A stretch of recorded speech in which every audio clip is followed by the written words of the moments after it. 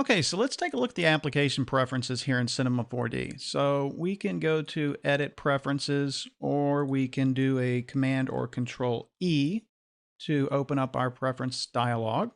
So there's a ton of information in here, and we don't need to go over all of this, but let's take a look at some of the important ones. Obviously, the language, that's pretty important if you're going to need to change that, but we only have English installed. We have the color scheme, dark and light. You can change that to light, and you can see how that looks. Now, that's a little bright, especially if I'm going to be working for long periods of time, so I usually keep that at dark. Now you have Show Bubble Help. This is on by default. If you don't want that on, you can turn that off. That's basically whenever you hover over an item, it tells you what that is. And when you're getting started, I think that's pretty important, so I would leave that checked if I were you.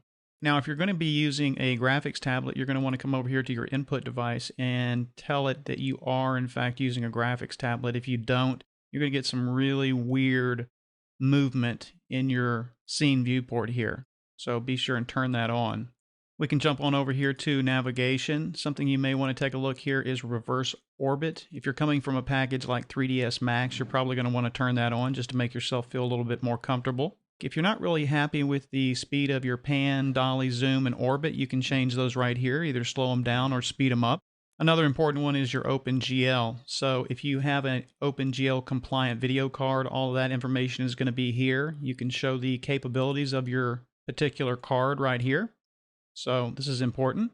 And just remember, when you make changes here in the preferences, this is a global change. So even when you turn the program off and restart it, these changes are still going to be the same. If we come over here to Files, we can turn on the auto save.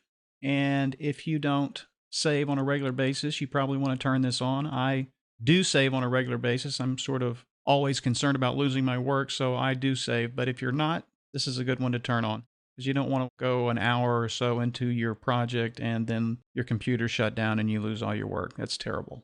If you're working with a group of people and you need a single place to save all of your textures, you can give a path right here to where your textures will be saved. We can come over here to units and we can change our units here. We can display feet. Centimeters is the default most of the time.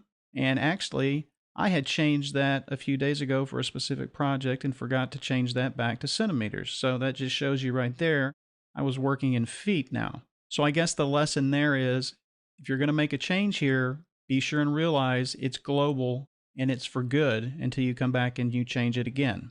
You can also choose your color picker here. You can choose RGB, HSV, simple, enhanced color table, whatever you want, and you can just try these and then go and take a look and see how that's working on your particular system. It's a little different for PC versus Mac, but this is where you can make those changes. Now, a lot of this other stuff has to do with add-on modules that you can purchase for Cinema 4D, so we're not really going to go into that at this time. Something else you may want to take a look at are the import-export options here, and you can just see how many different programs and file formats that Cinema 4D works with. It's pretty impressive. Okay, so this is the application preferences for Cinema 4D. Very important stuff, but once you get it set up, typically you're not going to be coming back in here and making a whole lot of changes.